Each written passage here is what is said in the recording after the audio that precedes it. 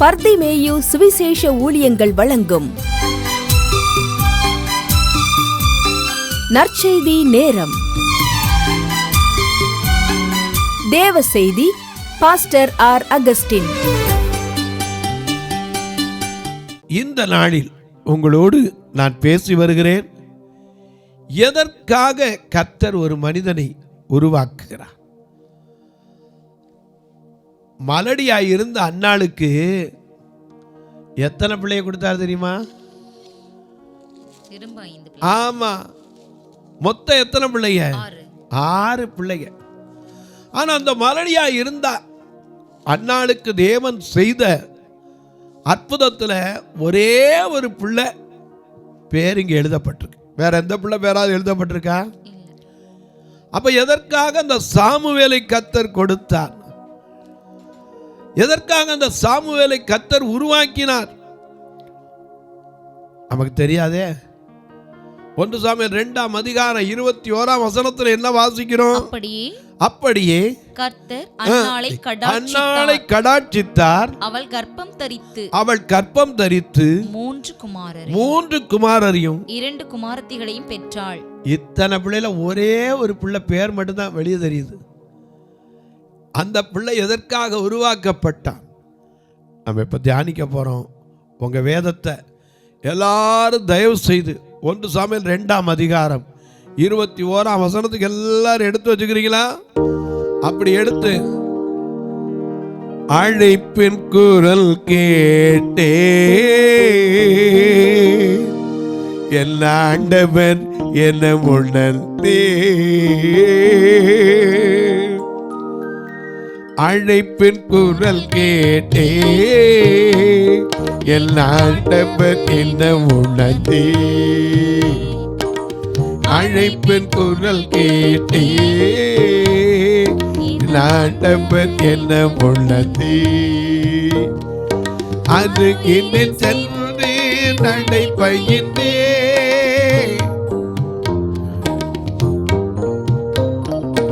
அருகினில் சென்று நடைபயின்றேன், பிள்ளை வாயன முன் செல்ற, பிள்ளை வாயன முன் செல்ற,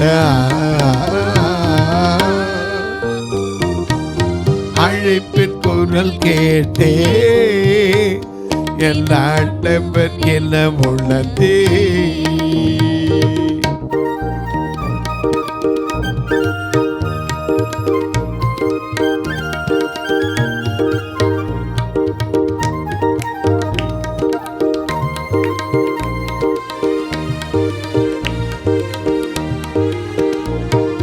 குறைகள் நிறைந்தவன் நானோ, அதை தெரிந்தோம் அழைத்தவர் நீரோ,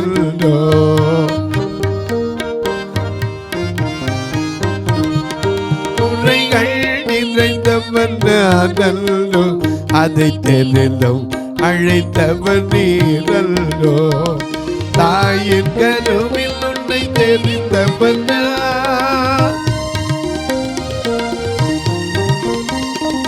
தாயின் கருவில் உன்னை தெரிந்தவன் நான், பிள்ளை வாயன முன் செல்ற, பிள்ளை வாயன முன் செல்ற,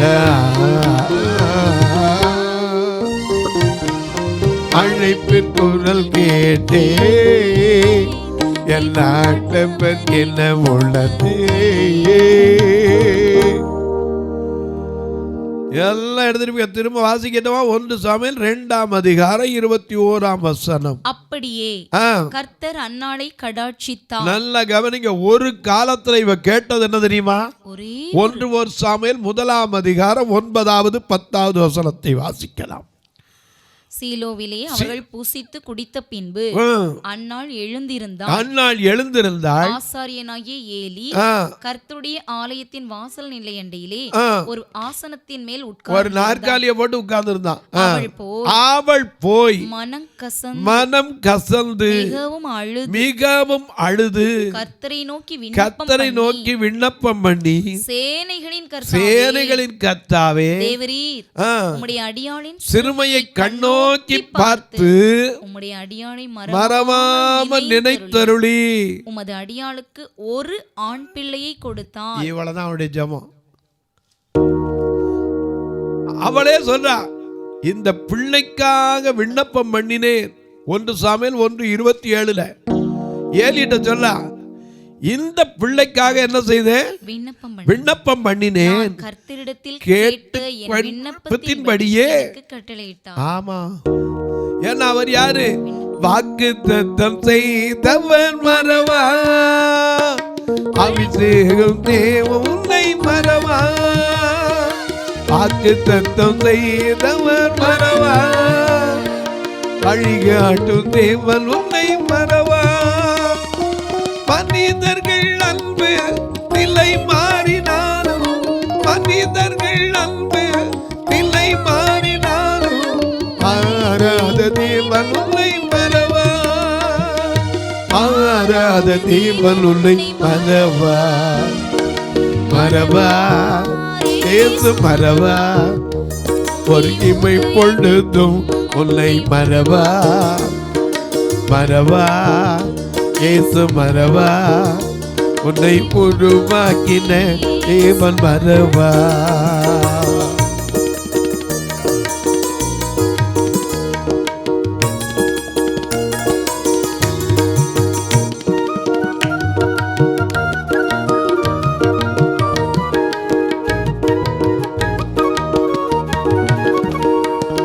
அழைத்தவர் முன்னை மறவா, அபிஷேகம் செய்தவர் மறவா.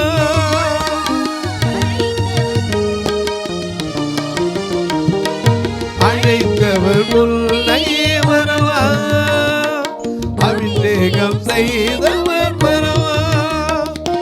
மனிதர்கள் அன்பு நிலை மாறினாலும், மாறாத தேவன் உன்னை மறவா.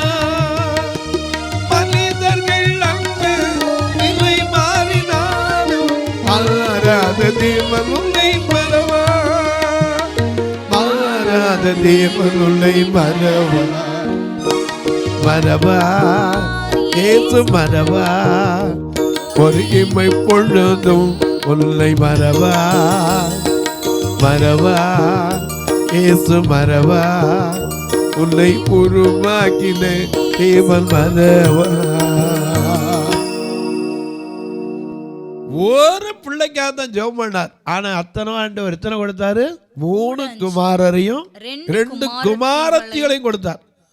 ஆனா அந்த 4 பேர் பேரை இங்க என்ன செய்யல? 5 பேர்ல பேரு எழுதலையே. ஆனா யார் பேர் மட்டும் எழுதியிருக்கு? சாமுவேல். எதுக்காக? எதுக்காக எழுதியிருக்கு? அவன் சாட்சி உள்ள மனிதன், அவன் சாட்சியா நிக்கணும். ஏன்னா அவன் சொல்றான் 1 சாமுவேல் 12ஆம் அதிகாரத்திலே மிக அழகா எழுதுறாரு. அப்பொழுது சாமுவேல் இஸ்ரவேல் அனைவரையும் நோக்கி, இஸ்ரவேலர் அனைவரையும் நோக்கி, நீங்கள் எனக்கு சொன்னபடியெல்லாம், நீங்கள் எனக்கு சொன்னபடியெல்லாம் உங்கள் சொற்கேட்டு உங்களுக்கு ஒரு ராஜாவை ஏற்படுத்தி, உங்களுக்கு ஒரு ராஜாவை அபிஷேகம் பண்ணினேன்.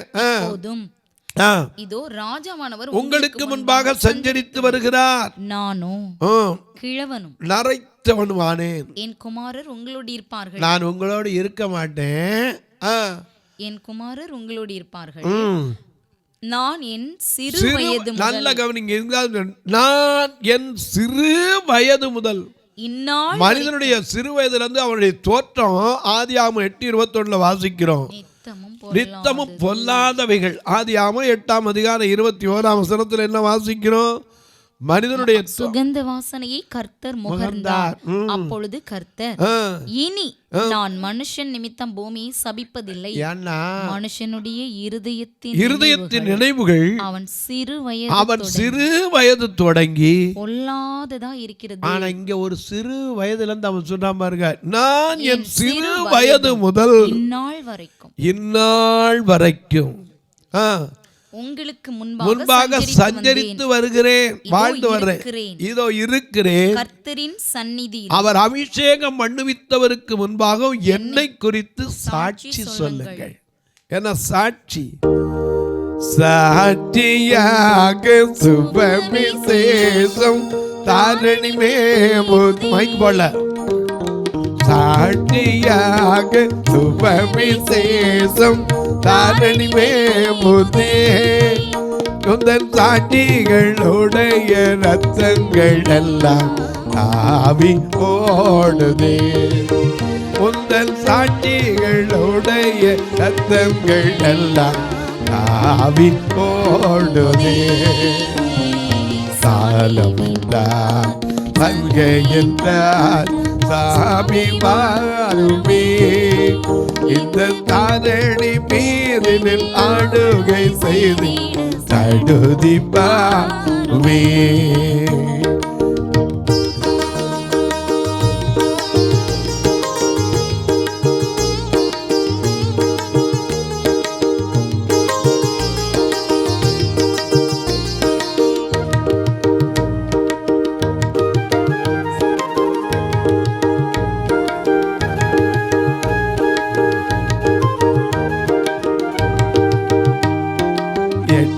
எட்டி உம்மை அண்ணாந்து பார்த்து கண் போத்து போகுதே.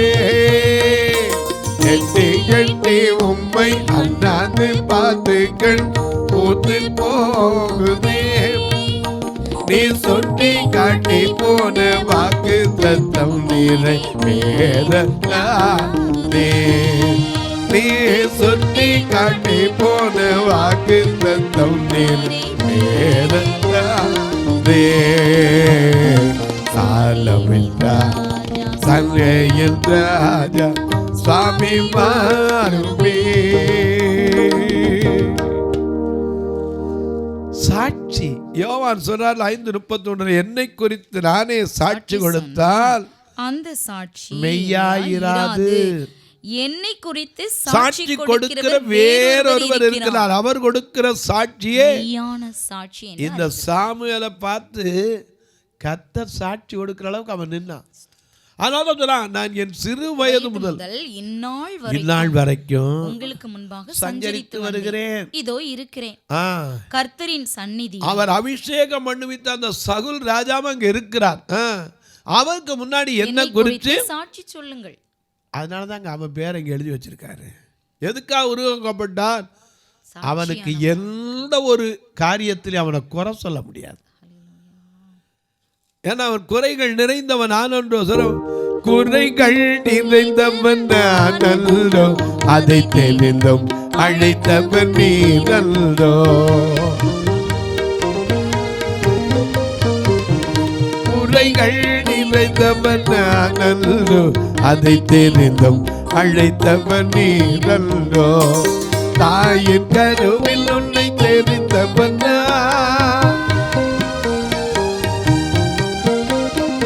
தாயின் கருவில் உன்னை தெரிந்தவன்.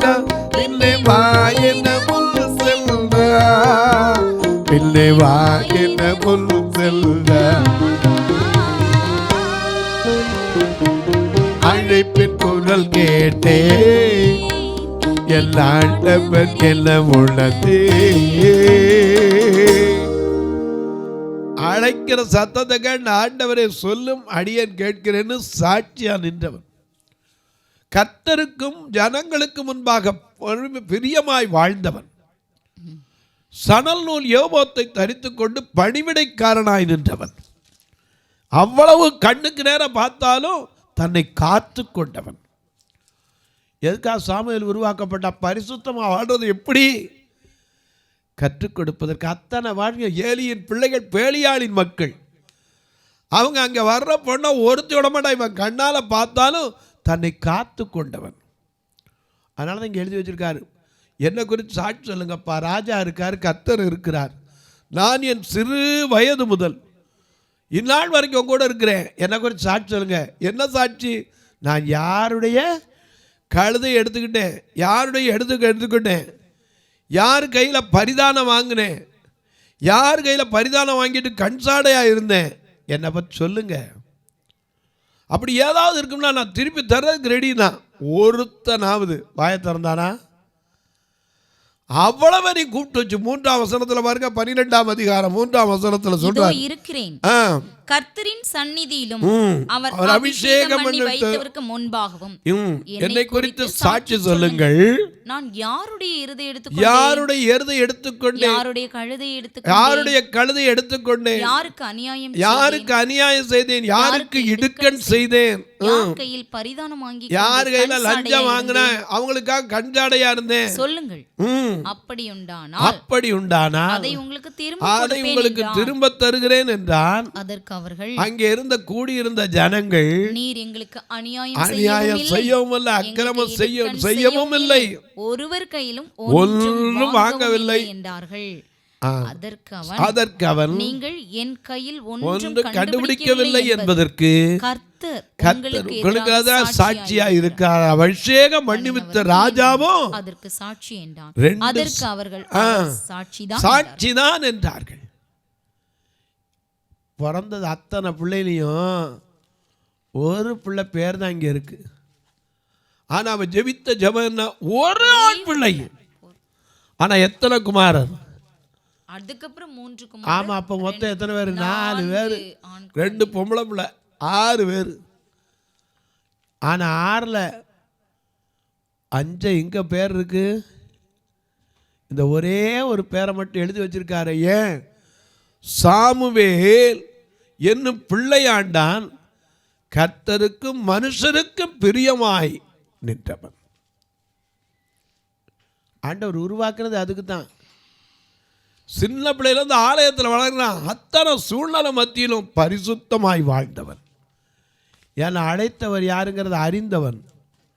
1 பேதுரு 1:14-15 படி, உங்களை அழைத்தவர் பரிசுத்தர், ஆகையால் நீங்கள் நடக்கை எல்லாவற்றிலும் பரிசுத்தராயிருங்கள். நான் பரிசுத்தர், ஆகையால் நீங்களும் பரிசுத்தராய். இதை அறிந்த சாமுவேல் தன்னை காத்து கொண்டான். ஆனா அத்தனை பேர்ல அவன் இங்க இருக்க காரணம் என்ன? அவனை உருவாக்கப்பட்டது நோக்கம் என்ன? தேவனுக்கு பயந்து வாழணும். அவர் என்ன சொல்லுகிறாரோ அதன்படி செய்யறதுக்கு கற்றுக்கொண்டவன். ஆண்டவரே சொல்லும் அடியேன் கேட்கிறேன். தாழ்மை. என கண்வானுள்ளே கர்த்தர் எதற்கு உருவாக்கினார்?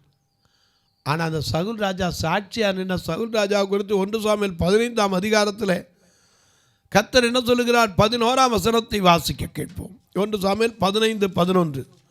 இந்த சவுலை குறித்து அங்கே வேதம் என்ன சொல்லுது பார்க்கலாம். நான் சவுலை ராஜாவாக்கினது எனக்கு மனஸ்தாபமாய் இருக்கிறது. அவன் என்னை விட்டு திரும்பி என் வார்த்தைகளை நிறைவேற்றாமல் போனான் என்றார். 13ஆம் வசனம்.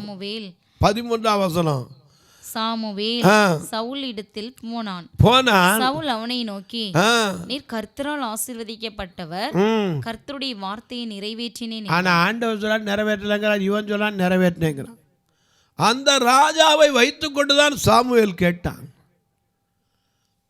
என கண்வானுடைய வண்ண தெரிஞ்சுக்கங்க, எதற்காக உருவாக்கப்பட்டான். இந்த சவுல் ராஜாவான நிலைமையை மறந்துட்டான். கழுதையை தேடி போனவன் 9ஆம் அதிகாரத்தை வீட்டில் போய் படிச்சு பாருங்க. தன் தகப்பனாகிய கீசனுடைய கழுதை காணாமல் போச்சு. இந்த கழுதையை தேடி போன ராஜா அபிஷேகம் அவனுக்கு. ஆனால் கர்த்தர் சொன்னதை மறந்துட்டானே. அதனால தான் சொன்னார், சகல ராஜாவாக்குனது எனக்கு மனஸ்தாபமாக இருக்கிறது. இன்றைக்கு சொல்லுவேன், எதற்காக உருவாக்கினான்? நம்ம உருவாக்கினவன் சந்தோஷப்படுறோன்னா? ஏன்னா நம்ம அன்றைக்கே பார்த்து சொல்லணும், இவன் தந்தை இவனை பெற்றதுக்கு என்ன பாக்கியம் பண்ணி இருக்கணும். எந்த தவம் செய்தேனோ தெரியலையே, எவ்வளவாய் அன்பு வைத்தீரே. ஆராதிப்பேனா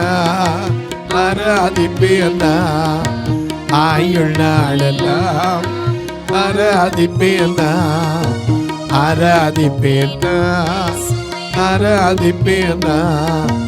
ஆயுள் நாளெல்லாம், ஆராதிப்பேன் நான் கருவிலே உருவான நாள் முதலாய் கண்மணி போல காத்து வந்தீரே. என்ன தவம் செய்தேனோ தெரியலையே, இவ்வளவாய் அன்பு வைத்தீரே.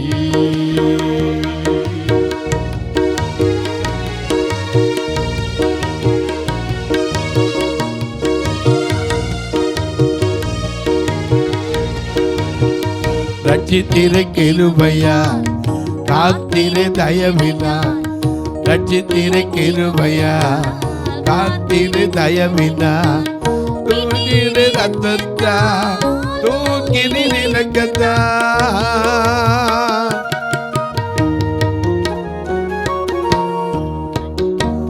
ரட்சித்திர கிருபையா காத்திர தயவினா, தூக்கிற ரத்தத்தா தூக்கிற நிலக்கத்தா.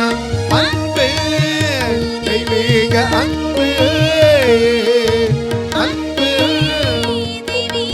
அன்பு ஐயா என்ன சொல்லி பாடுவேன்.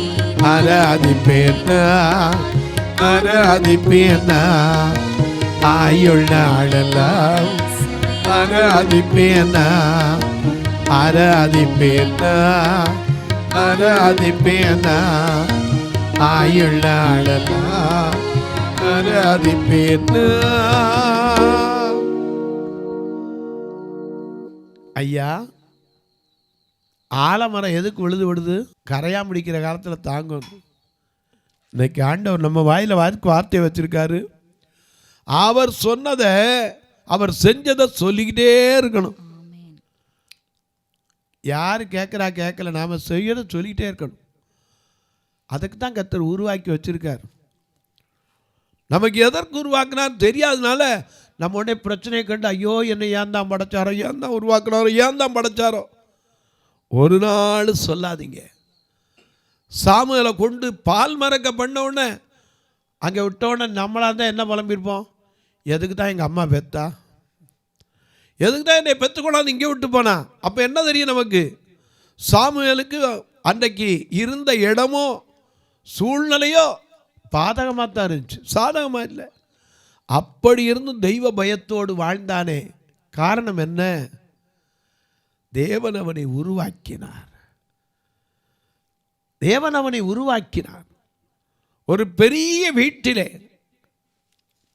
அழகா எழுதி வச்சிருக்காருல, பெரிய வீட்டிலே அதாவது பொன்னும் வெள்ளியுமான பாத்திரங்களும் உண்டு.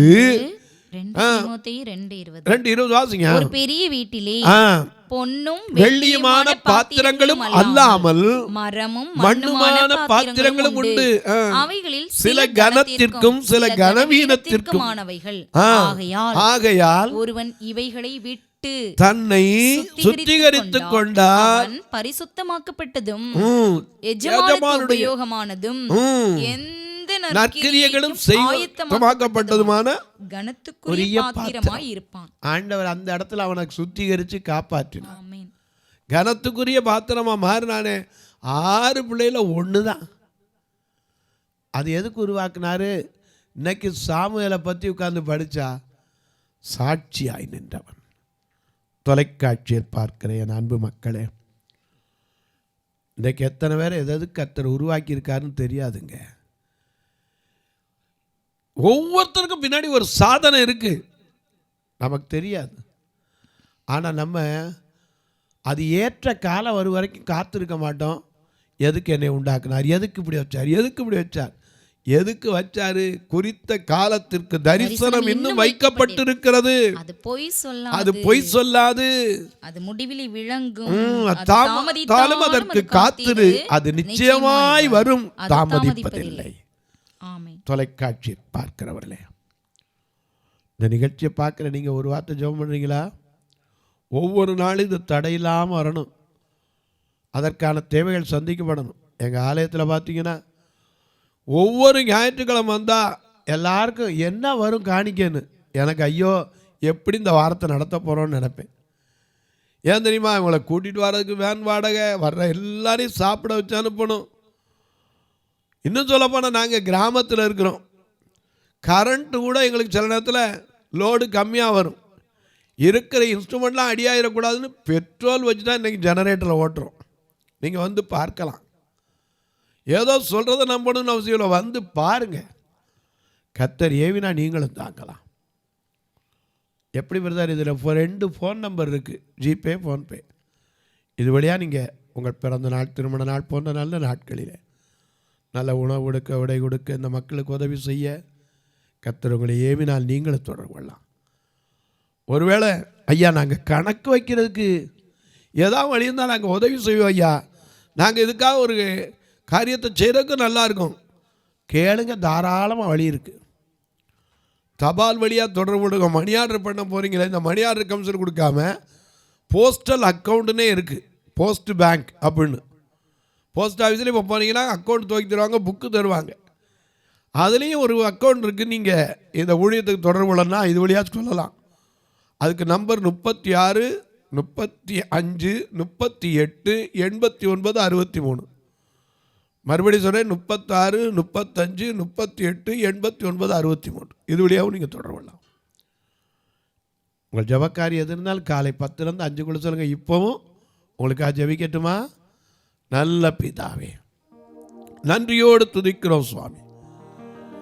எதற்காக ஒரு மனிதனை ஏற்படுத்தினேன் நாங்கள் கற்றுக்கொண்டோம் அப்பா. இதுவரைக்கும் எங்களுக்கு விளங்கலை. நாங்கள் தான் எதுக்கு உருவாக்கப்பட்டோம், ஒரு பிரயோஜனம்ல நினைச்சோம். ஆனால் ஒன்றுக்கு உதவாதவனை கூட உருவாக்குகிற தெய்வமே, யார் யார் எந்தெந்த சூழ்நிலையில மனம் வெதும்பிக் கொண்டிருக்கிறார்களோ கர்த்தர் அவர்களை எடுத்து பயன்படுத்த உம்மால் கூடும் சுவாமி. தீயவர், திருடர், கொடியவர், கொலைஞர் இயேசுவில் மாற்றம் பெற்றது உண்மையானால் இன்றைக்கும் ஒவ்வொருவருடைய மனதிலும் மாற்றத்தை கொடும், அவர்களை எடுத்து பயன்படுத்தும். இந்த ஊழியத்தை தாங்குகிற, ஜெபிக்கிற, கொடுக்கிற எல்லா மக்களையும் ஆசீர்வதி. பிறந்த நாள், திருமண நாளை நினைவு கூர்கிற பிள்ளைகளுக்காய் ஜெபிக்கிறேன். புதிதாக கல்விக்கு அடியெடுத்து வைக்க போகிற பிள்ளைகள் எதிர்பார்த்திருக்கிற ரிசல்ட்டுக்காய் ஜெபிக்கிறேன். அது மட்டுமல்ல, கர்ப்பவதிகளுக்காய் ஜெபிக்கிறேன். பல நாட்களாய் குழந்தை இல்லாத மக்களுக்காய் ஜெபிக்கிறேன். ஒவ்வொரு மாதமும் ஐயோ அமாவாசை வந்தா எனக்கு இந்த ஃபிட்ஸ் வியாதி வந்துடுதே, சில நேரத்தில் இந்த அமாவாசை வந்தால் எனக்கு பலவிதமான போராட்டங்கள் இருக்கேன்னு சொல்லி கண்ணீர் வடிக்கிற மக்களுக்காய் ஜெபிக்கிறேன். ஒவ்வொருடைய கண்ணீர் மாற, கவலை மாற உதவி செய்யும். வானத்திற்கும் பூமிக்கும் சகல அதிகாரம் கொண்ட இயேசு கிறிஸ்துவின் ஈடு இணையற்ற வல்லமையுள்ள நாமத்தில் ஜெபிக்கிறேன் நல்ல பிதாவே, ஆமென். ஆமென். சபை ஆராதனை ஞாயிறு காலை 10 மணி முதல் 12 மணி வரை. இடம் பர்திமேயு சுவிசேஷ ஆலயம், அன்னை சத்யா நகர், இளமனூர் அஞ்சல், சக்கிமங்கலம் வழி, மதுரை மாவட்டம். பின்கோட் 625201 மற்றும் பர்திமேயு சுவிசேஷ ஜெப வீடு, flat number 107, Eden garden, Muthur, Tirunelveli. Pincode 627011. சிறப்பு உபவாச கூட்டம் ஒவ்வொரு மாதமும் 2வது சனிக்கிழமை காலை 10 மணி முதல் 1 மணி வரை நாகர்கோவில் YMCA ஹாலில் வைத்து நடைபெறுகிறது. மற்றும் ஒவ்வொரு மாதமும் 4வது சனிக்கிழமை காலை 10 மணி முதல் 1 மணி வரை திருநெல்வேலி புதிய பேருந்து நிலையம் அருகில் உள்ள கிரேஸ் ஹாலில் வைத்து நடைபெறுகிறது. எங்கள் எல்லா ஆராதனைகளிலும் கலந்து கொண்டு தேவனை மகிமைப்படுத்த அன்பாய் அழைக்கிறோம். உங்கள் உதாரத்துவமான காணிக்கைகளினால் இவ்வூழியத்தை தாங்க விரும்பினால் R. Augustine, account number 5021364331, IFSC code IDIB 000B066, Indian bank, BP Kulam, Madurai. GPay number 9842181917, BGM ministries மற்றும் 9442559772, பிளைண்ட் மினிஸ்ட்ரீஸ் அகஸ்டின். உங்கள் தொடர்புக்கு பாஸ்டர் R. அகஸ்டின், பர்திமேயு சுவிசேஷ ஊழியங்கள், நாகமலை, புதுக்கோட்டை, மதுரை 625019. தொலைபேசி எண்கள் 9842181917 மற்றும் 9442559772. கர்த்தர் தாமே உங்களை ஆசீர்வதிப்பாராக.